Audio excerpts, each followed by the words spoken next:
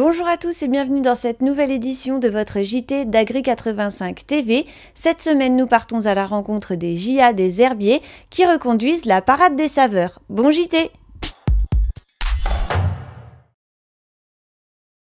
Les JA des herbiers ne tournent pas en rond. Côté communication, ils investissent la parade de Noël samedi 16 novembre avec leur parade des saveurs. C'est vrai que c'est convivial, c'est le marché de Noël, la parade, donc c'est très convivial et pour ça que nous aussi on voulait être présents ici pour retrouver un maximum de gens et les repas de Noël, donc c'est très important. Donc c'est pour ça aussi qu'on voulait être présents pour parler français, manger français. 3 viandes seront en dégustation, bœuf, volaille et lapin, servis sous forme de brochettes et un morceau de fromage au prix symbolique de 2 €. L'objectif étant de communiquer sur le métier, comme Olivier Vachon, installé à seulement 21 ans. Donc être installé à 21 ans, c'est une opportunité donc d'un voisin qui arrive à la retraite et donc toujours l'envie de m'installer. Il faut être motivé, donc motivé du métier. On a diversifié avec un atelier de volaille, donc il y a un poulet et dinde, donc sur un autre site. Il faut faire des événements comme la parade, on est présent aussi au chrono. Donc oui, je serai présent samedi toute la journée.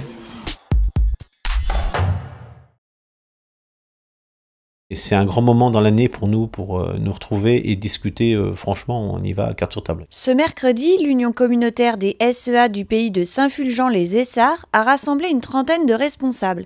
Après un point sur les adhésions, un tour des productions et un bilan 2017 des activités du syndicat, l'après-midi a été consacré à l'évolution du statut du fermage. Il y a une évolution du statut, on ne connaît pas ce que ça va en découdre, donc c'est vrai que c'est le moment d'en discuter. Tout le monde était très intéressé et tout le monde a dit ok, ça sera notre fil rouge pour la journée. Notre souci aujourd'hui, c'est que les propriétaires arrivant en retraite, qui sont propriétaires exploitants, et preneurs aussi en même temps, parce qu'ils exploitent aussi des terres en fermage au même moment. Et lorsqu'ils prennent leur retraite, souvent ne veulent plus mettre à bail et font faire leur travail à façon à des entreprises. Et nous, c'est pas notre vision d'agriculture qu'on a. Si on veut installer des jeunes, il faut qu'on puisse mettre des fermiers en place. Aujourd'hui, pourquoi on propose cette évolution du statut? C'est qu'on s'est rendu compte que cette non-mise à bail pèse très lourd. Donc si on veut continuer à installer des jeunes après nous, il faut trouver des solutions pour que les propriétaires retrouvent le goût de la mise à bail. Alors ce que l'on propose aujourd'hui, c'est de pouvoir vendre quand ils veulent, malgré que leurs terres soient en fermage. Parce qu'aujourd'hui, c'est un gros blocage, on le sait, certains n'ont pas des grosses propriétés. Lorsqu'ils ont besoin de partir en maison de retraite, ont besoin d'argent, et ça, on le comprend très bien, il faut qu'ils puissent vendre leurs terres. Donc ce que l'on propose aujourd'hui, c'est que leurs terres, ils puissent la vendre au prix de la région où ils habitent, c'est-à-dire pas subissant une décote, parce qu'aujourd'hui, une terre en fermage peut subir une décote, jusqu'à 30%. Donc nous, aujourd'hui, on est prêt à abandonner la décote, acheter le prix de la terre au prix qu'elle vaut bien dans la région, à condition qu'on puisse rester fermier. C'est-à-dire que le propriétaire partant trouve un nouvel investisseur. Si le fermier ne peut acheter, trouve un investisseur pour que le fermier puisse rester en place. Les UCSEA se terminent mardi 19 décembre avec les réunions de Sable-Aglo, Sud-Vendée Littoral et Pays de Mortagne.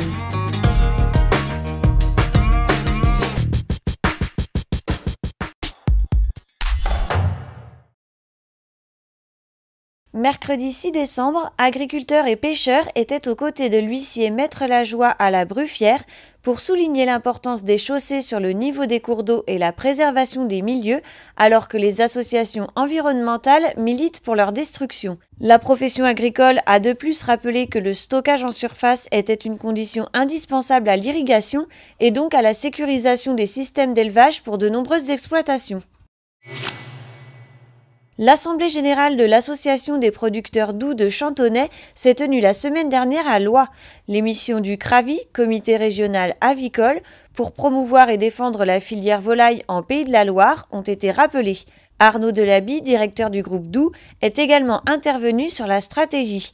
L'objectif du groupe est de réussir à changer les produits d'oût à l'international, une démarche déjà amorcée avec la mise en place d'un nouveau produit, FitLife, premier poulet à l'international source d'oméga 3 grâce à la graine de lin et 10% moins gras, présent dans les rayons en Arabie Saoudite.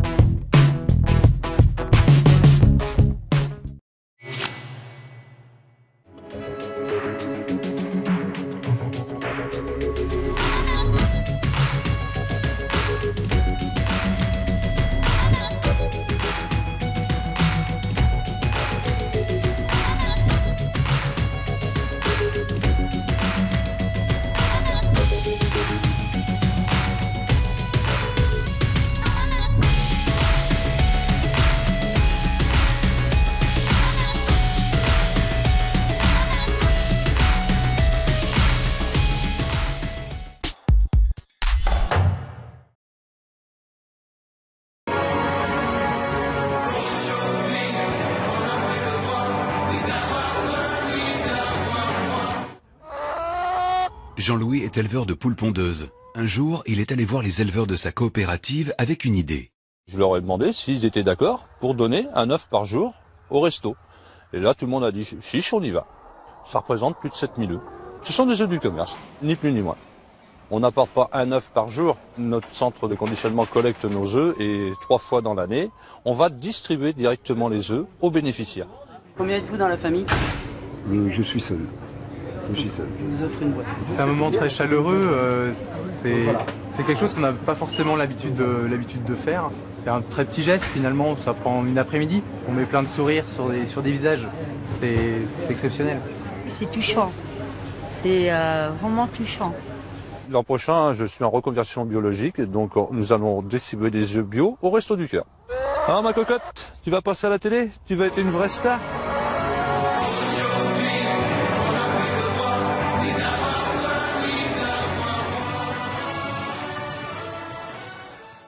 C'est la fin de votre JT, merci à tous de nous avoir suivis et rendez-vous la semaine prochaine pour le dernier JT de l'année.